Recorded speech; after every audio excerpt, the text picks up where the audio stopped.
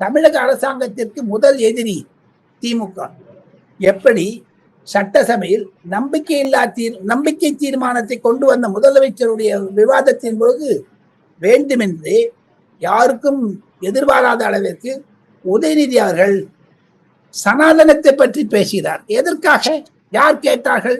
சனாதனத்தை பற்றி ஏற்கனவே பேசி வாயடி வாங்கிட்டார் உதயநிதி. இப்போது சட்டசபையில் பேசி சுப்ரீம் கோர்ட்டினுடைய ஒரு ஹேட் ஸ்பீச்சை பற்றி அங்க ஒரு கேஸ் நிலுவையில் இருப்பதனால் சட்டசபையில் தாங்கள் எது பேசினாலும் அதற்கு வழக்கு போட முடியாது என்ற ஒரு எண்ணத்தினால் தான் அவர் பேசி இருக்கிறாரோ என்ற அச்சங்கள் இருக்கிறது.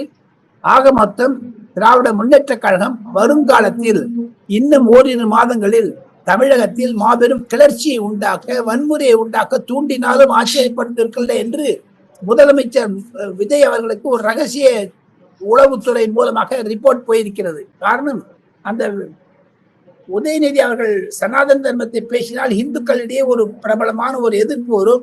இந்துக்கள் விஜய்க்கு எதிராகுவார்கள், முஸ்லிம்களுக்கு எதிராவார்கள், கிறிஸ்தவர்களுக்கு எதிராவார்கள் என்ற ஒரு எதிரை மூலிகை வைத்துக் கொண்டுதான் உதயநிதி அப்படி செய்திருக்கிறாரோ என்ற சந்தேகங்கள் இருக்கிறது. கண்டிப்பாக ஆசிரியர்களுடைய போராட்டம், தொழில் துப்புரவு செய்வர்களுடைய போராட்டம், விவசாயிகள் போராட்டம், மருத்துவர்கள் போராட்டம் என்று பல போராட்டங்களை ஆரம்பித்தார்களே. ஆனால் விஜய்க்கு சமாளிப்பது கஷ்டம் என்று திமுகவினர், குறிப்பாக உதயநிதி ஆட்கள் சப்போர்ட்டர்ஸ் பேசுகிறார்கள்.